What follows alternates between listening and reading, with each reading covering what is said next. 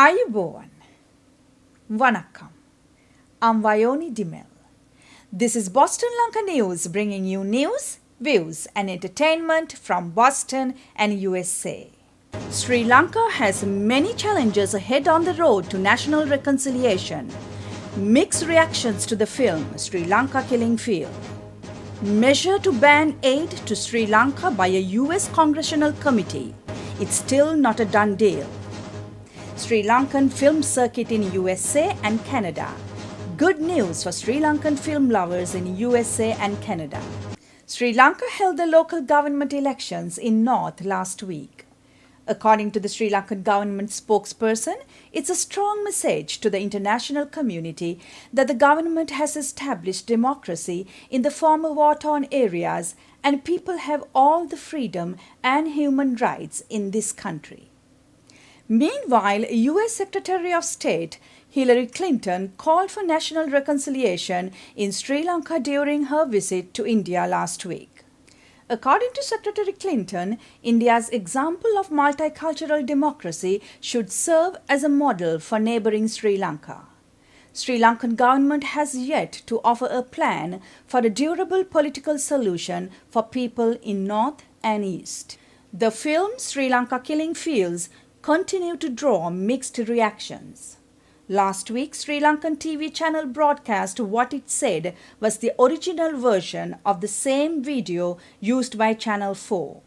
In this video, the soundtrack is in Tamil and Sri Lankan government claims the killers were Tamil rebels in army uniform.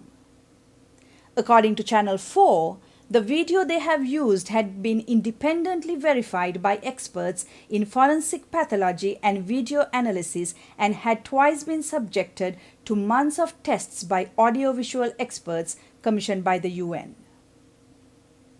Meanwhile, a group of exiled Sri Lankan journalists who publicized the controversial mobile phone footage has challenged the Sri Lankan government to submit its Tamil language version for expert authentication. Boston Lanka contacted the director of Sri Lankan Muslim Information Centre in UK, attorney Saeed Bazir, to find out his views. Attorney Bazir joins from London. Mr. Bazir, recently the screening of the Sri Lanka Killing Fields in Channel 4 in UK created lots of different emotions in UK, Sri Lanka and around the world. As a Sri Lankan a political activist in UK, what is your response to the role the media is playing? Media is, in fact, it's ultra-virus. Basically, they have gone well beyond their role as media and trying to be a kind of people who can bring allegation against a government which is elected by the people, a democratic government, which is not a dictatorship as such they claim. By their media or by the best people who are with the vested interest. But this is where we have drawn a line as to why media has been acting as a participant rather than a spectator. So this is something, a media frenzy where they want to target a government, so-called feeble government, in the sense that they want all the Western countries are now up in arms to against Sri Lanka to bring some kind of threat to them, like by making all the media, by making all the countries to stopping AIDS and all that, to give a lot of pressure on the country, rather than supporting them to bring about a reconciliation process workable. So this is what I mean when you interviewed me about 1 year ago, last year in July 2010. Where you asked me a question, I remember that in respect of the UN report, where I clearly said that this is something UN had been silent on several occasions. I mentioned that about in respect to UN report, UN action now, but which is also quiet rather than the Channel 4. Channel 4 is much more active than UN, much more active than British government, much more active than America. There are many allegations, many misinformation and many inaccuracies in the film Sri Lanka Killing Fields. The Channel 4 is so vigorously promoting all over the world, according to Mr. Bazir. as a Muslim people who were also victim of war, in the sense that we have been victim, like Sinhalese, like Tamils, who were innocent people of this country for the last 30 years, we all have been victims. So the terrorism has no any distinction about the race or area. In Sri Lanka, all over the place, even bomb blasted in Colombo, Kandy, all over the place. You name it, everywhere. So they have no geographical limitation of terrorism activities. Where the LTT has been all around Sri Lanka. They committed inhuman activities all these 30 years. The Sri Lankan government has given a number of occasions, given a warning to the public, warning to the civilians before the war to leave the places and come to safe haven they have created. But the LTT has refused them to go. This has been before months before the war, months before the so-called the event that we are now talking about. So in that case, even the number, death toll, is also something we haven't got any clear idea about how many people were killed. Yes. Suppose if you look at what the TNA was telling, the Tamil National Alliance at the time of soon after the war, is about 20,000. Then again, now some say 10,000. Some the civilian could have been killed. But then again, we see now, even recently in a radio program in the UK, London Broadcasting Corporation, where one of the veteran journalists, he said 7,000 people.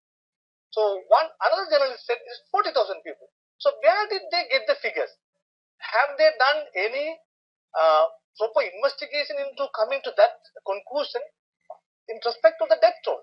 These are all questions they are open-ended questions which has not been answered. Is there a personal animosity Channel 4 has with some of the Sri Lankan leaders?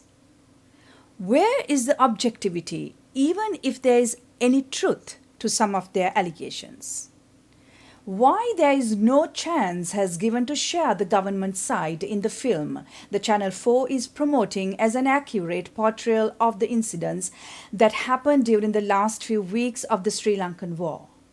These are some of the questions many Sri Lankans have about the film and about the Channel 4. The Channel 4 is up in arms to bring this matter, not even within the UK. It's taken up everywhere, all over the world, even India. India now, which was already refused to broadcast this particular CD of this program footage, the Killing Field, then what now has happened is they have copied all these things and distributing CDs among Tamil villages in the South India. So what they want is now, they want to create a sense of animosity towards Sri Lanka. What is the purpose behind this? Why do they want to do that? Is that something they've been doing against in Iraq, in Libya, or all other places? No. So this is kind of a double standard, something exceeding the limit of media's role in bringing up reconciliation or in bringing up, in reporting an incident or event or whatsoever, a tragedy or whatsoever you can call it. There is a limit, but this is far beyond the limit. That's what I feel. U.S. Congressional Foreign Affairs Committee voted last week to ban aid to Sri Lanka unless the nation shows an accountability over the bloodshed in the final stages of its civil war in 2009. In a voice vote, the House Foreign Affairs Committee approved a measure that would ban all U.S. government funding to Sri Lanka except for humanitarian aid, demining, and activities to promote democracy and governance. The measure would only allow aid once the administration certifies progress by Sri Lanka on key concerns. The concerns include accountability for those involved in violations of human rights and war crimes at the end of Sri Lanka's civil war, including members of the defeated rebel Tamil Tigers. Other criteria include an improved climate for freedom of the press, an end to emergency regulations, and information from the government on the fate of people unaccounted for at the end of the Civil War. Although this measure was approved by the Congressional Committee, it will not immediately take effect as it was in the form of an amendment for spending in the next fiscal year starting in October. A final package will come through lengthy negotiations between the House of Representatives and Senate. These lengthy negotiations and compromises for the final spending cuts will decide whether this measure against Sri Lanka will survive or not. Plans are underway to launch a film circuit for Sri Lankan films in USA and Canada. This has been a long felt need for the Sri Lankan film fans living in USA and Canada. The newly formed Asian Film and Drama Foundation in USA is leading this project in collaboration with the National Film Corporation of Sri Lanka and the New Technicians Guild in Sri Lanka. In bringing this film circuit in USA, the organizers wish to thank Deepal Gunaratne of New Technicians Guild, Daminda Madavala, and editor of Sarasavya newspaper, Aruna Gunaratne. Piyumi Varnapurage, Secretary of the Asian Film and Drama Foundation in USA, joins from Hollywood, California to talk about this. Piyumi, this is a very exciting venture, a Sri Lankan cinema circuit in USA and Canada. Could you tell us a little bit about this effort? Now, this will be a very proud moment for all of us as Sri Lankan cinema lovers when the Sri Lankan film circuit, the very first of its kind, an international film circuit for Sri Lankan cinema, will be launched on Saturday, July 30th at Nasa Cinemas in Artesia, California. This will be the fruit of a very hard-working group of people who still believe in our culture and our values, who still in very much love with the Sri Lankan cinema. Our main purpose is to have a common place where we all can get together as a community and to do something worthwhile to the community. For instance, you can sponsor a screening to raise funds to one of your own projects. We understand that you will be screening the first film at the end of this month and that you have a very special guest coming from all the way from Sri Lanka. Could you please give us more information? We will have our first screening, as I said, on the 30th, and the main actress of Juliet de Bhumikava is none other than Anuja Veerasinghe, who is also the co-producer of the movie. She will be attending as the guest of honor, and this will be our opening ceremony. So, we don't have to say much about, this person since we all know who Anuja Veerasinghe is. She's one of the, prominent artists who brought international recognition to our country. She has accepted our invitation very graciously and will be, coming here for a month-long visit where she will be attending few other state screenings as well. She has done so much to the Sri Lankan cinema, and at present she is on a mission where she helps the very less fortunate youth in our country through her Abhina Foundation. So we are so glad to have her here, and we are looking forward to have a great show with Anuja. If somebody wants to act as an organizer in his or her state or town, either in USA or Canada, to organize a film for the Sri Lankan community, is it possible? Are you looking for more organizers? Yes, of course we are. So far we have, organizers we have screened organizers in Texas, Washington, D.C., New York, Boston, Oregon, and Arizona, and we are still talking with Toronto, Calgary, and Montreal.